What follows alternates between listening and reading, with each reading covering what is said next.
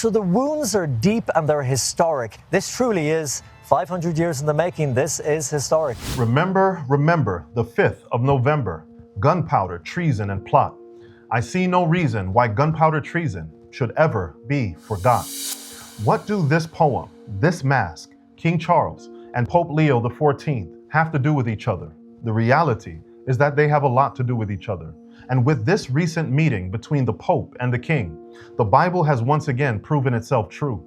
This meeting went unnoticed by many, but it was historic, yet relatively few people understood its prophetic and spiritual significance. All right, let us turn to what is taking place before our very eyes in the Sistine Chapel in Rome. We'll return to other matters to do with news a little bit later, but the biggest news is that for the first time in 500 years, the head of the Catholic Church and the head of the Church of England will be praying together. The head of the Catholic Church is, of course, the monarch, in this case being King Charles, the Catholic Church being led, of course, by the Pope. But on this particular day, Colin, what history is about to unfold is pretty extraordinary. As you mentioned at the beginning, this only took half a millennium to happen, 500 years. To truly grasp what we just witnessed, we have to go back in time over 500 years to an age of intrigue, persecution, and protest. Because what is happening today was foretold 2,000 years ago in the book of Revelation, when it said that the deadly wound would be healed.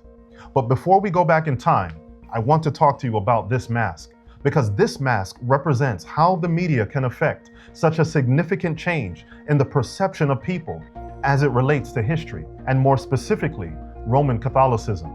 The irony of this mask is stunning to say the least. This mask became popularized in the comic book series V for Vendetta by Alan Moore, published between 1988 and 1989 under DC's Vertigo Comics. It later became famous through the 2005 film adaptation, directed by James McTeague and produced by the Wachowskis. According to Wikipedia, V for Vendetta is a 2005 dystopian political thriller film set in a future where a fascist totalitarian regime has subjugated the United Kingdom. It centers on V, an anarchist and masked freedom fighter who seeks to ignite a revolution through elaborate acts of terrorism. In the film, the mask is worn by V. It's a stylized depiction of a man by the name of Guy Fawkes, and it's supposed to represent protest against tyranny and government oppression, while in reality, the real Guy Fawkes was the embodiment of a group of co-conspirators who attempted to re-establish papal rule over Protestant England by plotting to blow up Parliament when the king was present. In other words, they wanted to assassinate the king and launch a counter-Reformation effort to undo the Protestant Reformation itself. To help you understand this, as I said, we need to go back over 500 years to the early 1500s. The Protestant Reformation was in full swing. The printing press had recently been created, and after 1,000 years of increasing power, the Catholic Church's authority was being questioned by society. It's during this moment in history that something significant happened. And believe it or not, it's all because someone wanted to get divorced. And that someone was King Henry VIII. King Henry wanted his marriage to Catherine of Aragon annulled because she had not produced a surviving male heir. The problem was that Catherine's nephew, Emperor Charles V, was ruler of the Holy Roman Empire, and he pressured Pope Clement VII to refuse the annulment. However, when a king wants an annulment, a king wants an annulment. So Henry broke from the Pope's authority and declared himself supreme head of the Church of England. He did this in 1534 through something called the Act of Supremacy. That's right, he decided that he was going to be the head of his own church, which ironically was also a union of church and state, one in which the King of England was the head of the church, and eventually everyone within England was required to attend church every Sunday. From this moment, no King of England would dare think to meet with the Pope for prayer or worship. Anti-Catholic sentiment was running high. As I said, the papacy was on the decline. They were steadily losing their power. This led to persecution throughout England. But the persecution didn't come from Catholics towards Protestants. Things were flipped now, and the persecution was coming from Protestants toward Catholics. This was a huge shift in what had taken place for centuries. Daniel 7 verse 25 had prophesied about a power that would emerge that would think to change God's law and persecute the saints. This was fulfilled by the papacy. But now the roles were being reversed. He who had killed with the sword was now being killed with the sword. We can't get into the full details of everything that happened because, time. But here's what you need to know. Henry reigned until he died in 1547. His son, who he eventually had with his new wife after the annulment, became king. But he also died very young at 15 years old. After the death of Henry's son, Henry's daughter Elizabeth would later become queen. And many see her as the one who deeply entrenched Protestantism in England. So much so that the Pope was furious about what was happening in this country, and he excommunicated her in 1570. That Pope's name was Pope Pius V. And it is within this context, with tensions running high and anti-Catholic sentiments so strong, that we come to the story of Guy Fawkes and King James I of England. The year was 1605. Lord Monteagle of England received an anonymous letter warning him not to attend Parliament. Feeling uneasy, Monteagle handed the letter to the authorities. Acting on the warning, King James I ordered a search of the cellars beneath the House of Lords. Just after midnight on November 5th, guards discovered a man named Guy Fawkes guarding 36 barrels of gunpowder, enough to destroy Parliament and everyone inside. Fawkes gave a false name, John Johnson, and claimed to be a servant, but his suspicious behavior led to a full investigation. When the gunpowder was uncovered, Fawkes was immediately arrested. Under King James's direct orders, he was tortured in the Tower of London to reveal his accomplices, first through sleep deprivation and rack stretching, and later through more severe means. After 2 days, he broke, and he named his fellow conspirators. Some were captured, others died in a standoff. Fawkes and 7 others were tried for high treason in January of 1606. Finally, they were sentenced to the traditional punishment for traitors, to be hanged, drawn, and quartered. But Fawkes, in a final act of defiance, leapt from the gallows, breaking his neck and dying instantly, thus escaping the agony of being disemboweled alive. He died on January 31st, 1606, at approximately 35 years old. As I said, at this time, anti-Catholic sentiment was at its peak in England. This was roughly 70 years after which King Henry had broken away from the Roman Catholic Church, forming the Church of England. This act was partly political and partly religious, but it aligned with the broader Protestant Reformation, a movement of protest against papal authority and church corruption. Keep that word protest in mind. More on that later. Many in England believed that the Catholic Church was behind repeated efforts to overthrow Protestant rule and restore papal supremacy over the nation. The word of the day was Jesuit intrigue. Schemes such as the Bye Plot of 1603, in which Catholic priests planned to kidnap the king, caused suspicion of Catholics to run high. As a result, the Gunpowder Plot was seen not merely as political treason, but as a religious crusade against the Reformation itself. In response to this failed plot to blow up Parliament and kill the king, November 5th was declared a day of national remembrance, so that the people would never forget the danger of allowing religious tyranny to return. Hence, the poem, Remember, Remember, the 5th of November. Gunpowder, treason, and plot. I see no reason why gunpowder treason should ever be forgot. For centuries, the people of England have celebrated Guy Fawkes Day with bonfires and fireworks, often burning straw dolls representing Guy Fawkes. The fireworks symbolized the explosion that never happened. But behind all of this was a deep national conviction to remember the day when England was delivered from what many believed was a papal plot to destroy Protestantism. Now, before I move forward, I want to make a few very important points based on the things that I told you that I would come back to. The Church of England would eventually embrace the same kind of coercion and persecution that had been carried out by the Catholic Church. They forced people to attend church every Sunday and maintained a union of church and state, and they persecuted people who were not of the faith. This is significant because Revelation 13 speaks of an eventual worldwide image to the beast that will be formed. It will start among Protestants in America and then spread worldwide as nations return to the ideology that Christianity should become the de facto state religion. This sentiment is encapsulated in Spirit of Prophecy, Volume 4, which says, "It will be urged that the few who stand in opposition to an institution of the church and a law of the land ought not to be tolerated. Romanism in the Old World and apostate Protestantism in the New will pursue a similar course toward those who honor the divine precepts."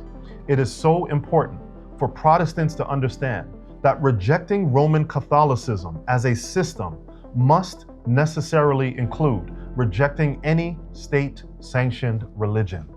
This understanding is being lost today, and it's no wonder that we are seeing a return to the unity between the kings of the earth and the apostate woman representing the apostate church. For hundreds of years, the Church of England, whose head is the reigning monarch, maintained no public worship or prayer with the Bishop of Rome. But now, look at what we have here. That historic separation has finally ended because, as CBS News states on their YouTube channel, Pope Leo XIV, King Charles III, and Queen Camilla joined in a public prayer on Thursday, marking the first time the heads of the Church of England and the Catholic Church shared this kind of ceremony since King Henry broke from Rome in 1534. And ABC7 Los Angeles puts it this way: King Charles III and Queen Camilla prayed Thursday with Pope Leo XIV in an historic visit to the Vatican to forge closer relations between the Church of England and the Catholic Church. How times have changed. Today, the King of England and the Pope of Rome have come together once again in a display of unity once thought impossible. What was once condemned as treason and heresy is now celebrated as ecumenical reconciliation. So it'll be an ecumenical prayer service. Inside is that for the first time since the Reformation, we will see Pope Leo XIV, the Supreme Pontiff of the Roman Catholic Church, King Charles, the supreme authority of the Church of England.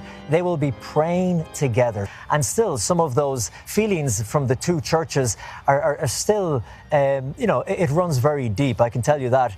So the fact that they want to show this to the world and show this moment of Christian unity, I think goes beyond just the Catholic Church and the Church of England, the Anglican Church. I think they want it to be seen by people of all Christian denominations and of all faiths as well. A reunion of church and state, of crown and mitre. There are, not only religious implications and spiritual ones, but there are also political implications from a meeting like this as well. Not many realize the prophetic significance of this. For centuries, Protestants identified the papacy as the beast power described in Revelation, a system that would regain influence over the kings and nations in the last days. As Revelation says, the kings of the earth committed fornication and lived luxuriously with her, and that all the world wondered after the beast. And so, as Pope Leo XIV and King Charles walk side by side, one representing church authority and the other representing state authority, we are watching prophecy unfold right before our eyes. History has come full circle. Just as Daniel 2 stated, the iron representing the state and the clay representing the church are mingling together again, right down into the toes of the image from Nebuchadnezzar's prophetic dream. Hundreds of years ago, in 1605, Guy Fawkes sought to restore papal power over England, to undo the Protestant Reformation and return the nation to Roman control.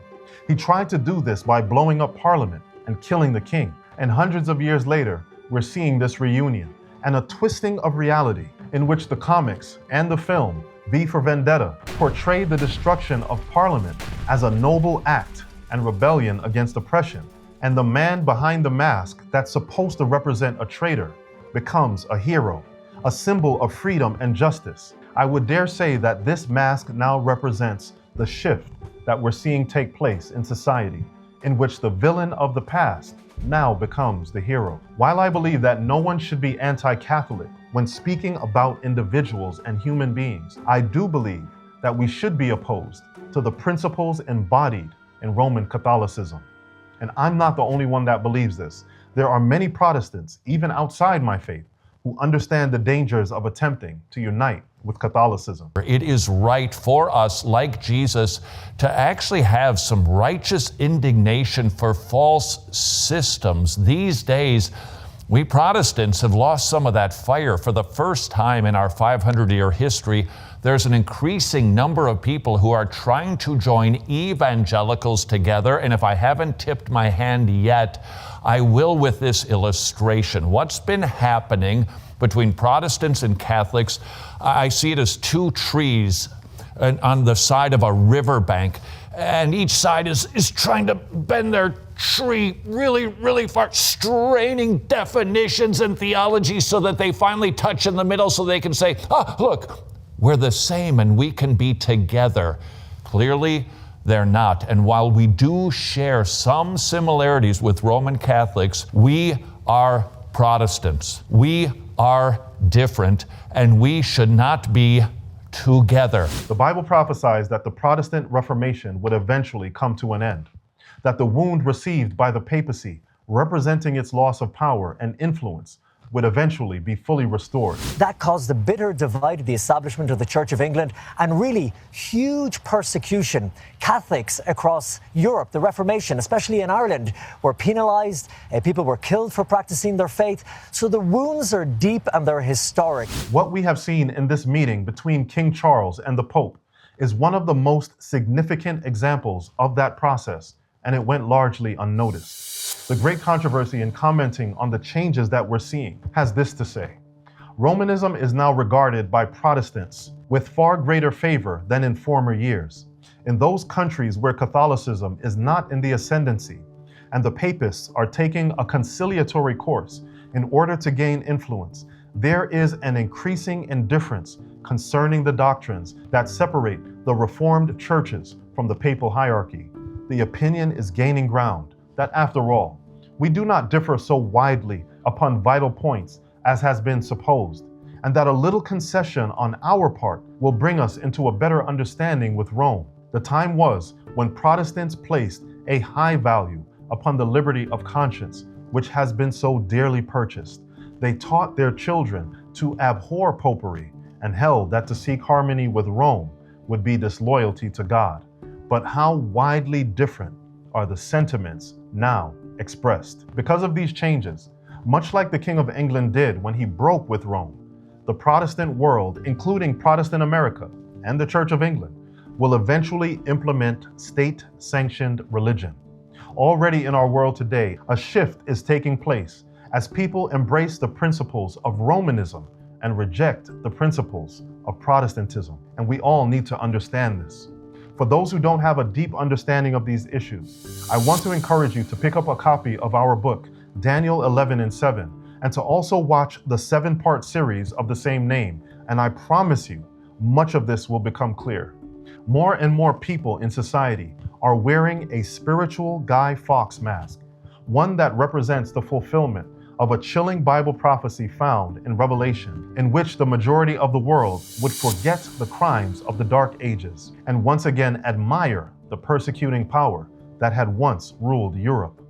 While millions protest governments, kings, and presidents, even some while wearing the Guy Fawkes mask, the true antagonist pointed out in prophecy is going largely unnoticed. Whether or not you're from England, it's my prayer that you will remember the 5th of November, along with the other events that defined the dark history of Roman Catholicism, because this is what Bible prophecy is imploring us to do. And with this thought in mind, I want us to remember that God has honest Catholics and honest Protestants that have been given a false view of false systems. However, the truth regarding these false views will be revealed.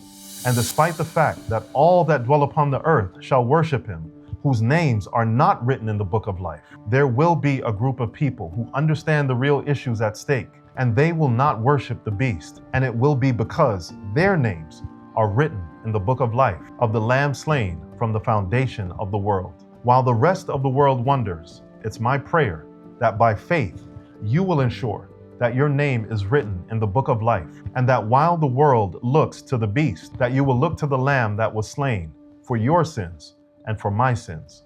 God bless.